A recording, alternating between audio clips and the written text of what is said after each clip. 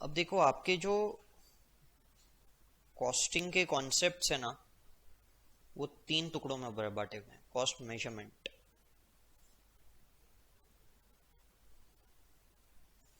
एक तो है एब्जॉर्प्शन कॉस्टिंग, दूसरा है स्टैंडर्ड कॉस्टिंग, और तीसरा है रिटेल मेथड। ठीक है, पहले दो के बारे में हम बात नहीं करेंगे, पहले के बारे में हम बात कर चुके हैं। आप लोगों ने जो भी अभी तक के कॉस्ट वगैरह एडिशन वगैरह देखा, that is known as absorption costing method. ठीक है, दूसरा होता है स्टैंडर्ड कॉस्टिंग मेथड। कभी कभी एब्जॉर्प्शन लगाना मुश्किल होता है तो pre determined rates, pre defined rates material labour वगैरह के, उसी के बेसिस पे वैल्यू ऑफ इन्वेंट्री कर देते हैं। इसके बारे में हम बात नहीं करेंगे, ये दोनों आप कॉस्टिंग में पढ़ने वाले हो। ठीक है, और ये आपको कोई एएस में नहीं पूछने वाला। पूछ सकते हैं रिटेल मेथड। अब बात हो रही है किराने वाले की। अभी सपोज एक कोई किराना वाला, मेरे को एक बताओ, एक किराना वाला कितने प्रकार के गुड्स रखता होगा? बहुत सारे का कोई डेफिनेशन, काउंट।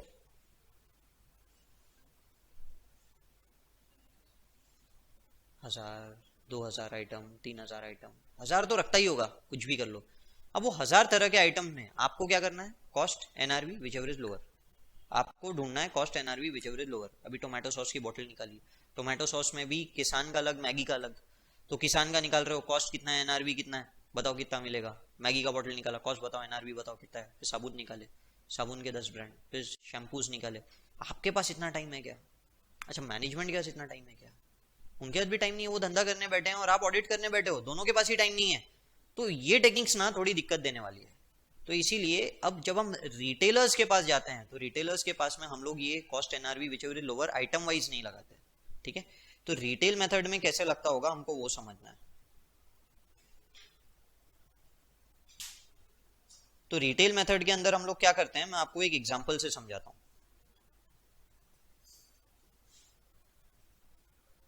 रिटेल में कुछ तो होता है एक मैक्सिमम रिटेल प्राइस। ठीक है ना, एमआरटीपी एक्ट है, एमआरटीपी नहीं, मैक्सिमम एमआरपी एक्ट है वो। मेरे को एग्जैक्टली एक्ट याद नहीं आ रहा, आप लोगों को है भी नहीं वो कोर्स में।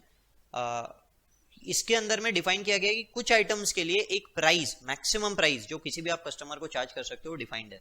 उसके ऊपर अगर कोई भी चार्ज करता है तो उसको पेनल्टी लगा दी जाएगी। ठीक है, तो एमआरपी सिर्फ उन चीजों के ऊपर लिखा रहता है।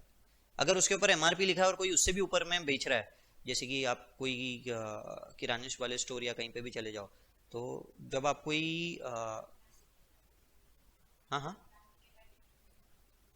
हाँ हाँ, नहीं नहीं, मैं वहां पे क्या बोल रहा हूँ, वहां जब आप जैसे कोक वगैरह लेते हो तो उस पर एमआरपी डिफाइंड है, यहाँ एमआरपी एक्ट लगता है। पर वो आपको उससे 2 रुपए 3 रुपए महंगे में बेचता है, वो बोलता है नहीं मेरे को ठंडा करने का खर्चा लग रहा है।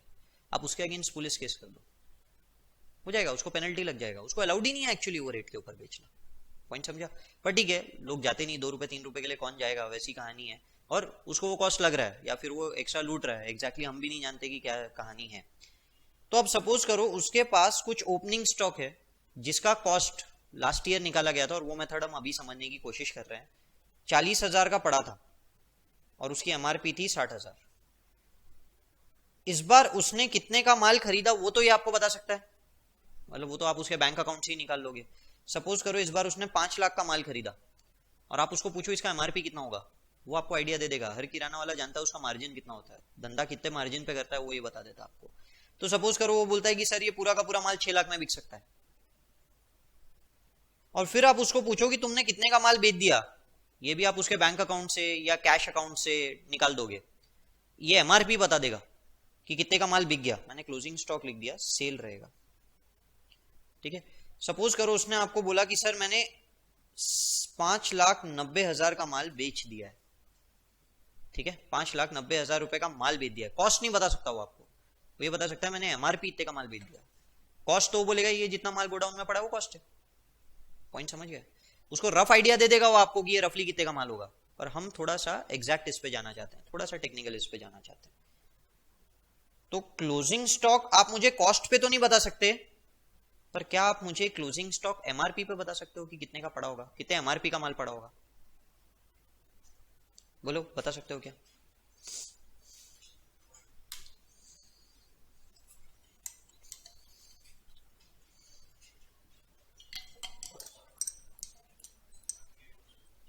आया क्या सबको? 60,000 परचेसेस 6 लाख, 6,60,000, 590 का बेच दिया, 70 का माल पड़ा है। तो मैं जानना चाहता हूं ये 70 की कॉस्ट कितनी। वेटेड एवरेज पढ़े थे ना आप लोग, वेटेड एवरेज मेथड पढ़े थे नहीं पढ़े थे अकाउंट्स में। अब वही वेटेड एवरेज मेथड हम यहां लगा देंगे। मैं बोलूंगा मेरे पास 5,40,000 का माल पड़ा है जिसकी एमआरपी 6,60,000 है। ठीक है, 5,40,000 का माल पड़ा है जिसकी एमआरपी 6,60,000 है। तो 70,000 वाले की एमआरपी कितनी होगी, कॉस्ट कितनी होगी, सॉरी।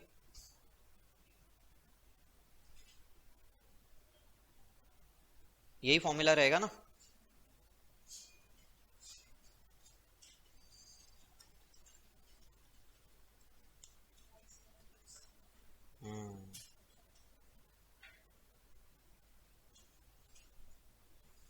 समझे, बस इसको रिटेल मेथड बोलते हैं।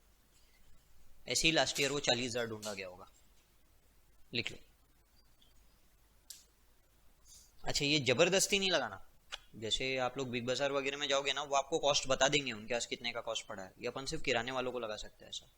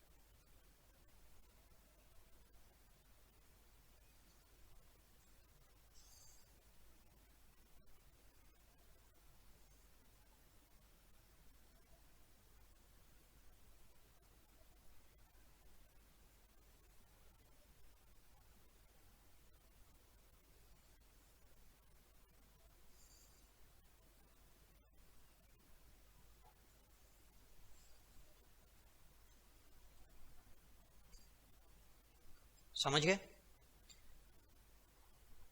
ऐसे ही एक और टेक्निक आपने अकाउंट्स में पढ़ा है, एग्जाम्पल जो हम देखेंगे वो उसी का देखेंगे। कुछ और वर्डिंग्स इसमें मैं समझा देता हूं आपको। एक होता है मार्कअप और एक होता है मार्कडाउन।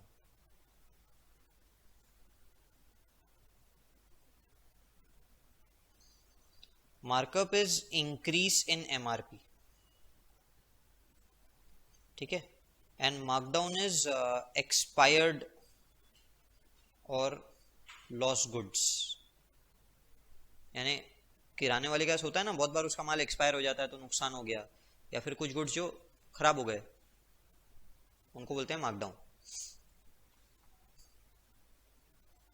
ठीक है, मार्कअप आप हमेशा ये ओपनिंग स्टॉक और परचेसेस में एडजस्ट करते हो। ठीक है, this will always be adjusted to opening stock and purchases, and markdown is always added to sales.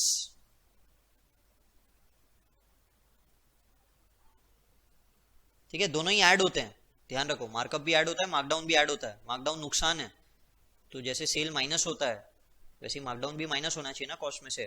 पर जब हम लोग वो जीपी निकाल रहे हैं, ग्रॉस प्रॉफिट, प्रॉफिट मार्जिन, तो उसमें मार्कडाउन नहीं ले रहे।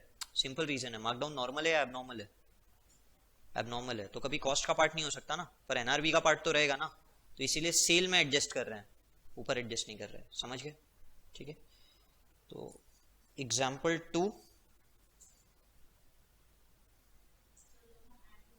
दोनों ऐड होंगे। In example 1 above, markup is 1000 and markdown is 2000। ठीक है, तो क्या करेंगे,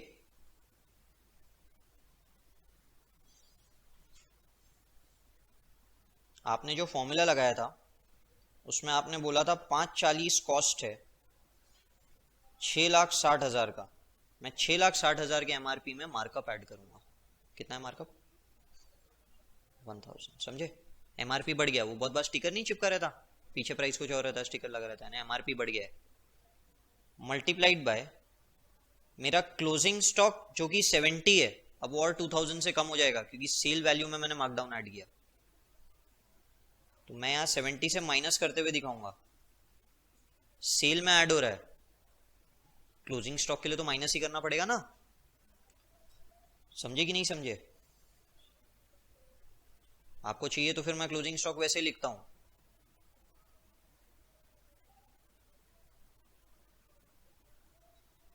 $6,61,000 माइनस, अच्छा क्लोजिंग स्टॉक 1000 से बढ़ेगा भी, ऐसे ही लिखना पड़ेगा, सेल वैल्यू था 590, मैं उसमें 2000 और ऐड कर दूंगा मार्कडाउन, तो ये आएगा क्लोजिंग स्टॉक। ठीक है, कितना आया?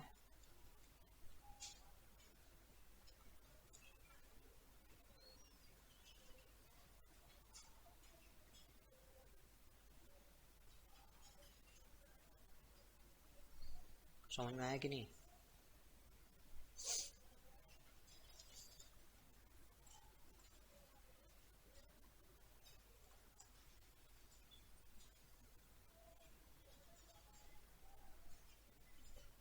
क्या हुआ, कंफ्यूजन है क्या, बोलो।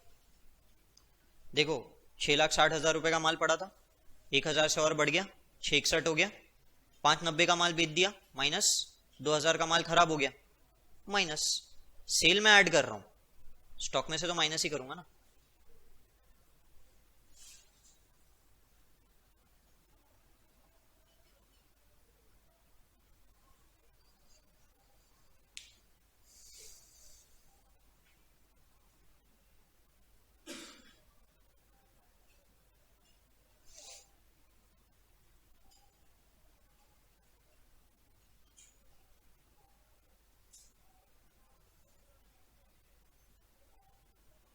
अब ये मार्कअप मार्कडाउन के कोई क्वेश्चन आपको है नहीं, सिर्फ मैंने समझा दिया, मतलब पहले थे, ओल्ड इसमें थे, न्यू वाले में बुक में भी नहीं दिया उन्होंने।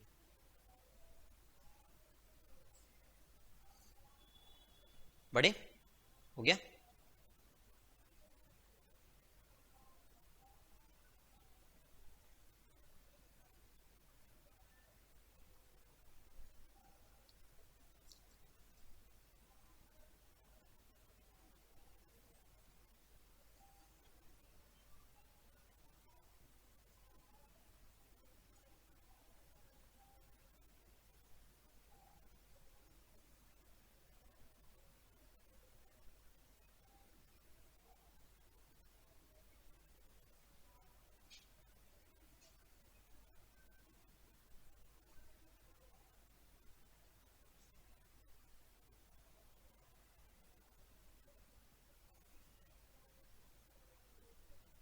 चलो,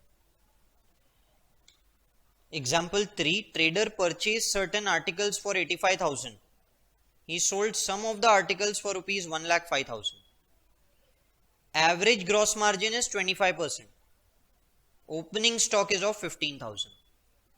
अकाउंट्स में याद आ रहा है, ऐसा एक क्वेश्चन करते थे, वो ऊपर का ट्रेडिंग अकाउंट बनाते थे, उसने आपको ओपनिंग स्टॉक दे दिया, परचेसेस दे दिया, सेल दे दिया, ग्रॉस मार्जिन दे दिया, ग्रॉस प्रॉफिट निकालने के लिए, बैलेंसिंग फिगर क्या रहेगा?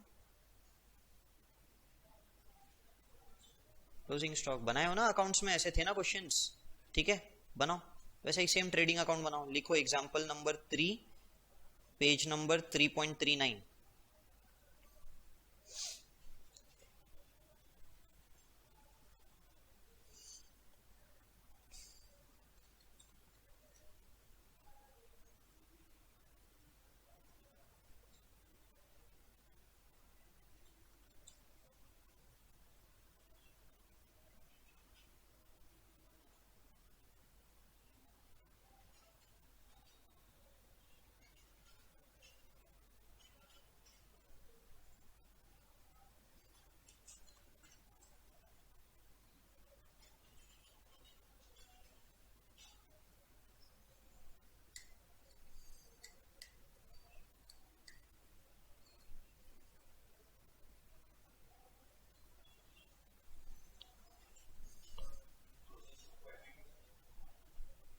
ट्वेंटी तो नहीं आया यार, चलो मैं बना के देखता हूँ।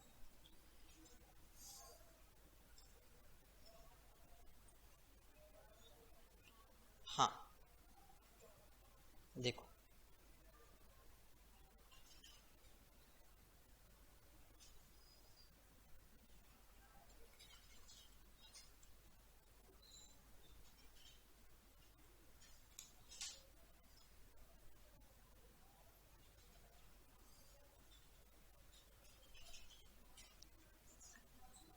हाँ 16 तो मुझे भी आया ओपनिंग।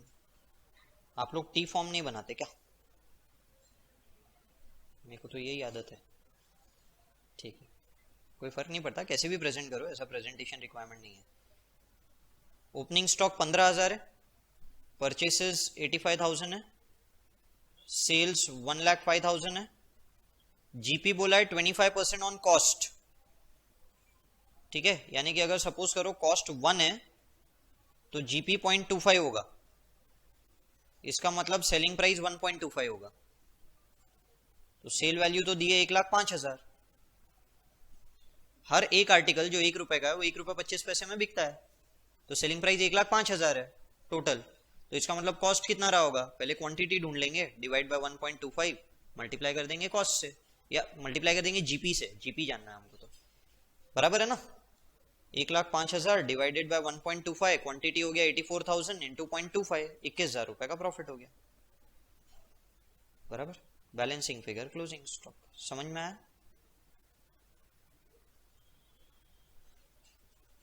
या फिर आप कुछ रूल्स ध्यान रख लो, 25% on cost will always B 20% on selling price. ठीक है, मैं ऐसा आपको एक अभी टेबल बना के दे देता हूँ।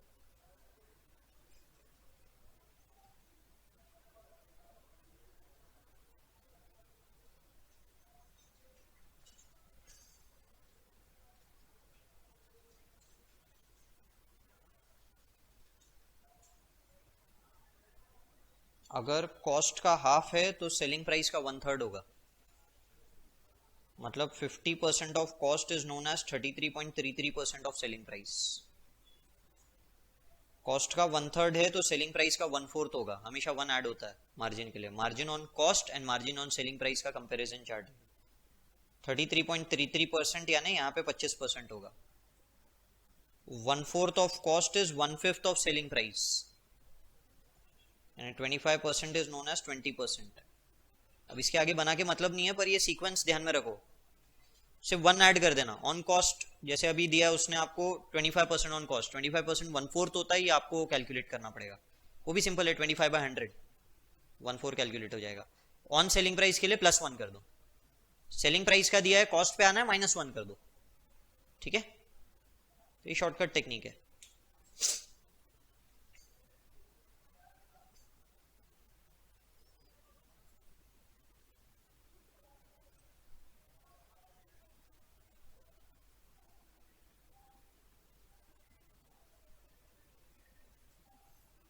बढ़ू, चलिए, तो ये हो गया हमारा रिटेल मेथड। ये देखिए एक और क्वेश्चन दिया example 4, cost, NRV and inventory value of 2 items are given. बताओ इन्वेंट्री का वैल्यूएशन कितने पे होगा, आइटम 1 45, आइटम 2 20। ठीक है, समझे? अब हम आते हैं सिमिलर एंड इंटरचेंजेबल गुड्स में। रिटेल मेथड से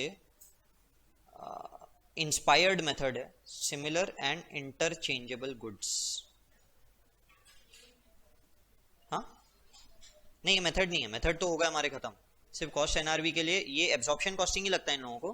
but there is a concept of similar and interchangeable goods. Similar भी होना चाहिए एंड इंटरचेंजेबल भी होना चाहिए। फॉर एग्जाम्पल, मुझे कोई 4 व्हीलर का एग्जाम्पल दो, आप दो 4 wheeler, 4 wheeler example, Audi, Swift. अच्छा चलो, कार यानी 4 व्हीलर, और कोई 4 व्हीलर होता है कि सिर्फ कार ही 4 व्हीलर होती है? ट्रक 4 व्हीलर नहीं होती, बहुत रेयरली कोई 4 व्हीलर मिलेगी। ट्रक या तो 6 व्हीलर होती है, 8 व्हीलर होती है। टैक्सी भी कार ही होती है। ट्रैक्टर 4 व्हीलर होता है।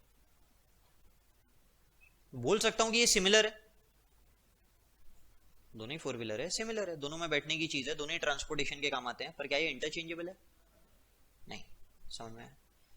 अच्छा देखो, इंटरचेंजेबल गुड्स की बात करते हैं। आ, आपने आपको शक्कर तो आपको पता है, जैगरी पता है, जैगरी, जैगरी बोले तो गुड़। समझ में आया? क्या ये इंटरचेंजेबल है दोनों? दोनों ही स्वीटनर है, मीठा करने के काम आते हैं, तो दोनों इंटरचेंजेबल है, पर क्या ये दोनों सिमिलर है? नहीं, दोनों के दोनों सिमिलर नहीं है। पॉइंट समझ में आया? ऐसे गुड्स के लिए ये मेथड्स नहीं है, ये मेथड्स उनके लिए हैं जो सिमिलर भी है और जो इंटरचेंजेबल भी है। अब ये जो आप लोग पानी वानी पीते हो, इसमें एक बहुत बड़ा ब्रांड है टपरवेयर, सुना है क्या? टपरवेयर के सिर्फ पानी की बोतलें आती है क्या? और भी बहुत कुछ आता है, टिफिन वगैरह भी आते हैं, बट जो भी हो सब प्लास्टिक प्रोडक्ट्स है। अच्छा, उनका वो जो टिफिन वगैरह अगर आपने देखा होगा, उसमें अगर आपने पानी स्टोर किया, प्लास्टिक का ही रहता है वो, है ना, पानी स्टोर किया, तो क्या पानी गिर जाएगा?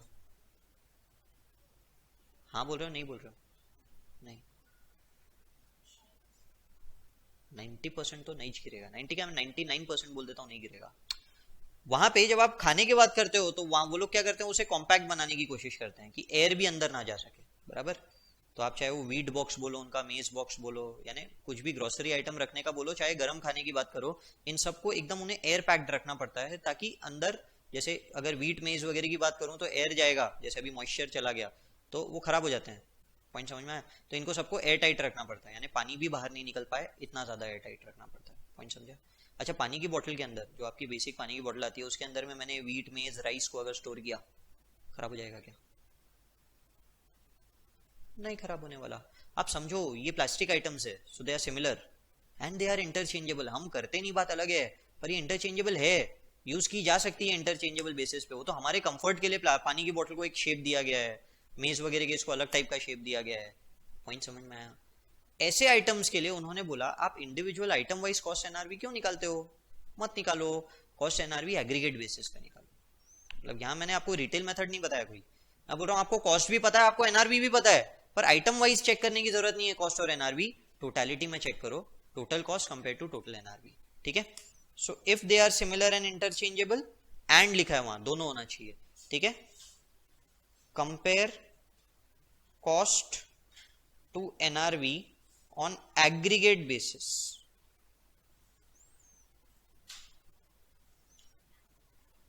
neither similar nor interchangeable.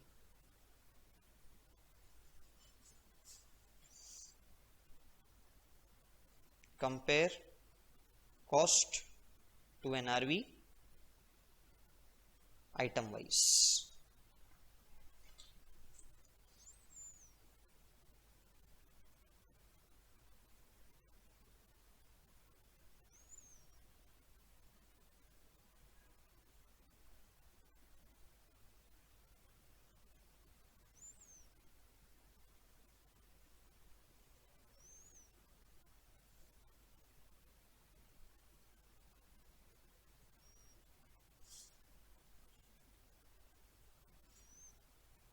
समझिए, यही क्वेश्चन अगर सिमिलर एंड इंटरचेंजेबल होता तो वैल्यू कैसे करते?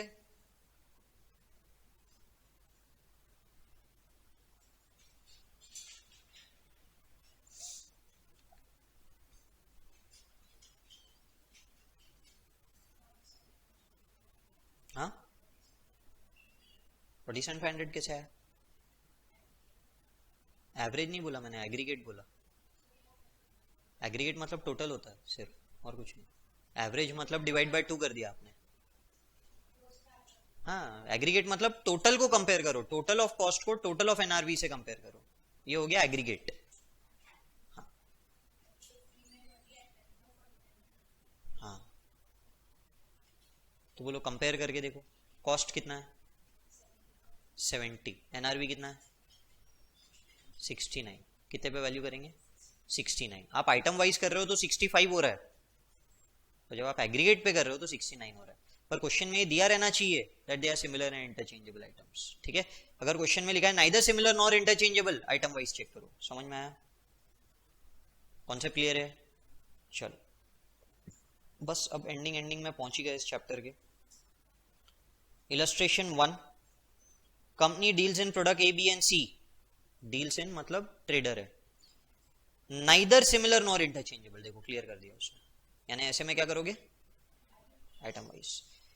Eight the time of closing the accounts historical cost है एनआरवी इज एज अंडर। बताओ ए को कितने पे वैल्यू करोगे 28, बी को कितने पे वैल्यू करोगे 32, सी को 16। चलो ठीक है, ये पिछला वाला ध्यान में रखो, 28 और 40 लिखा हुआ है। अगर ये सिमिलर है इंटरचेंजेबल होते तो कितने पे वैल्यू करते, सिमिलर एंड इंटरचेंजेबल होते तो क्या करते, 40 और 28।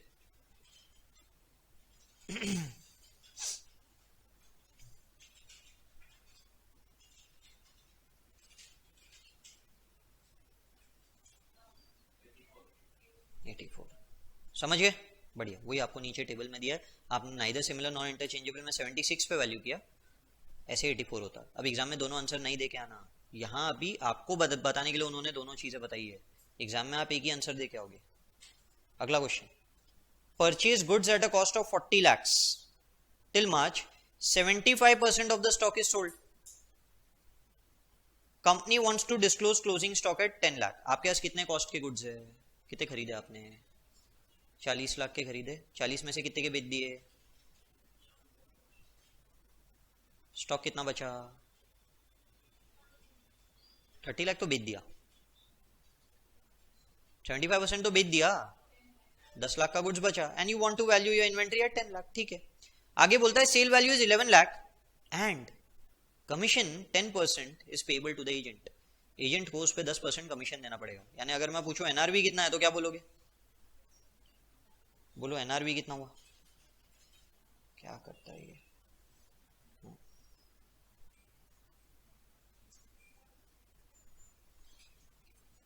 बताओ बताओ, एनआरवी के लिए सेल वैल्यू कितनी लोगे, 11 लाख। क्या कोई cost to make it saleable है, नहीं। कोई सेलिंग एक्सपेंस 10%, कितना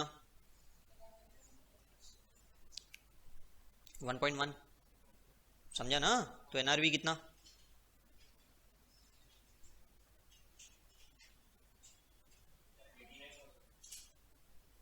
इलेवन लाख से माइनस करना है, 10 लाख से माइनस कर दिया आप।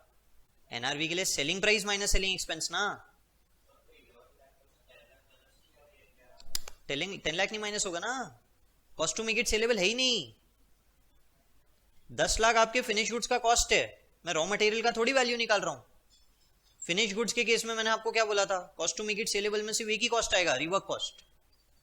ठीक है, ध्यान में रखो, वो जो दूसरा एनआरवी है वो कॉस्टिंग कॉन्सेप्ट है, वो कहीं यूज नहीं करना, अकाउंटिंग स्टैंडर्ड्स में कभी यूज नहीं करना उसको, उसे आपको समझाने के लिए था ताकि आप कॉस्ट से लिंक कर सको बाद में। ठीक है, यहां रिवर्क कॉस्ट है क्या, नहीं है, तो कोई कॉस्ट माइनस नहीं करना, समझे। हाँ बताओ, कमीशन कितना माइनस करोगे, 1,10,000, समझे। तो 11 में से 1 10 गया, कितना बचा 990। 990 को कंपेयर किससे करेंगे, 10 लाख से, तो कितने पे वैल्यू करोगे 9,90,000, समझा, बस वही सवाल है। अगला अगला तो हो गया था, इलस्ट्रेशन 3 हो गया था, इलस्ट्रेशन 4 पे आ जाओ। You are required to value inventory per kg of finish goods consisting of material, labour, variable overhead. ये भी हो गया था क्या। Normal working capacity 2 lakh kgs is 20 lakh, 4,000 kg of finish goods is there at year end. ये भी शायद हो गया था, फिर भी एक बार वापस वैल्यू कर लो क्या है उसमें।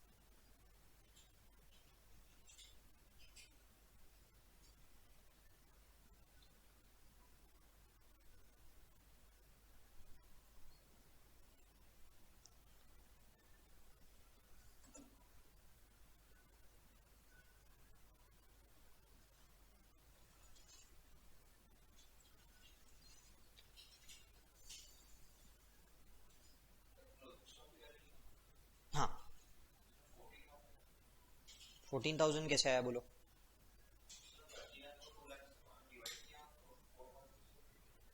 2 लाख, 20 लाख को 2 लाख से डिवाइड किया तो कितना हुआ?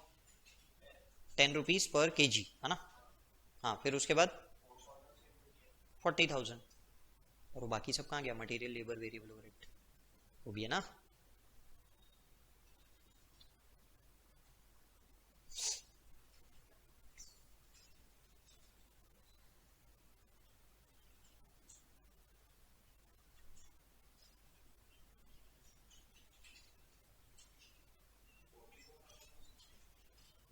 अरे सर, ऊपर का रेट पर केजी है, ध्यान से।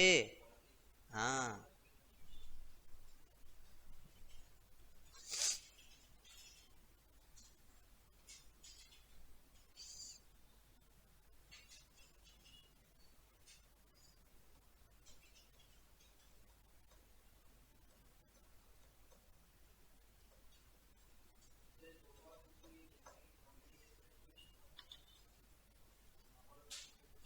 आपको तो सिर्फ क्लोजिंग स्टॉक से निकालना है ना, आपको 2 लाख से क्या लेना देना? आपको पर केजी रेट पता है, 4,000 किलो का रेट निकालना है। 10,80,000, 260 प्लस 10 रुपए और फिक्स ओवरहेड के 270 इंटू 4,000, 10,80,000, समझ गए? बस यही निकालना है आप लोगों को। चलो, illustration 5। 31st March 17, a business firm finds that cost of partly finished units on that date is rupees 530. Unit can be finished in 1718 by an additional expenditure of rupees 310. Finished unit can be sold for rupees 750 subject to payment of 4% brokerage. ठीक है, ध्यान रखो, partly finished है, WIP की value निकाल रहे हो। अब तक 530 का खर्चा कर चुके हो, और कितना खर्चा करना पड़ेगा? 310। बेचने गए तो कितने में बिकेगा? 750। 750 में बेचने के लिए कितना कमीशन देना है? 4%, यानी कितना हो गया? 30 रुपए। समझ गए यहां तक के? अब आपको क्लोजिंग स्टॉक का वैल्यू निकालना है, उसके आगे और कुछ नहीं बोला उसने, उसके आगे हम बाद में पढ़ लेंगे, पहले तो यहां तक के बताओ। कॉस्ट कितना WIP के लिए निकाल रहे हो? कॉस्ट कितना? कॉस्ट बताओ, कॉस्ट। हाँ, NRV भी निकालेंगे, पहले कॉस्ट तो बताओ।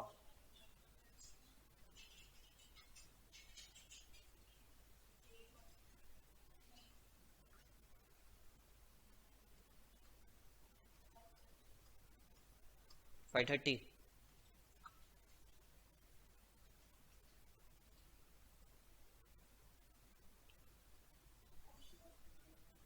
कॉस्ट, WIP की कॉस्ट।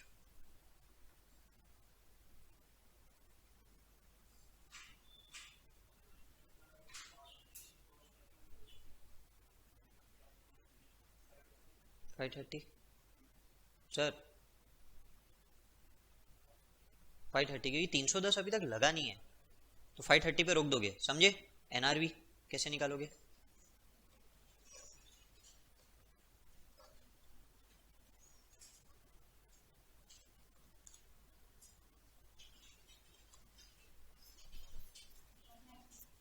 $190। और बोलो।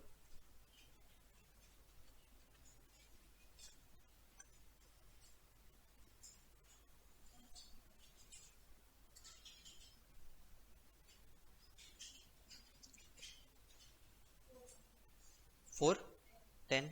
और बोलो।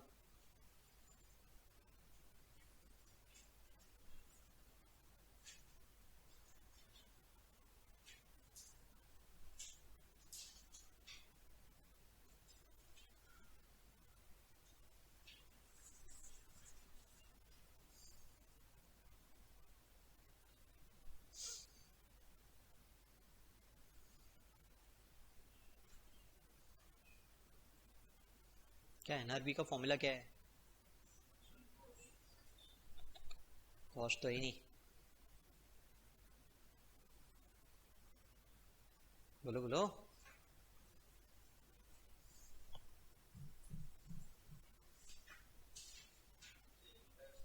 Minus cost to make it saleable minus selling expense. यहाँ सेलिंग प्राइस कितना है?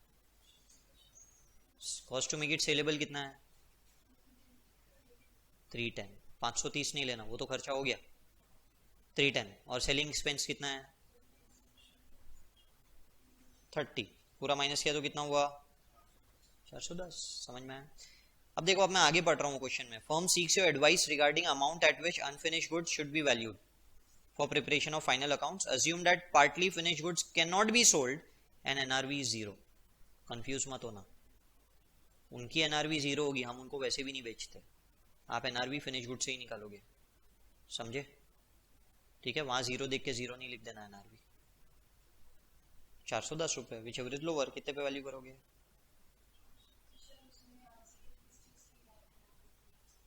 सेमी फिनिश गुड ऐसे ही बेचने गए तो जीरो में बिकेगा, ऐसे ही अपन बेचने ही नहीं वाले, तो डोंट वरी। कितने पे वैल्यू कर रहे हो फाइनली? 410 पे। ठीक है, समझ गए? तो ये हमारे पूरा का पूरा स्टैंडर्ड है।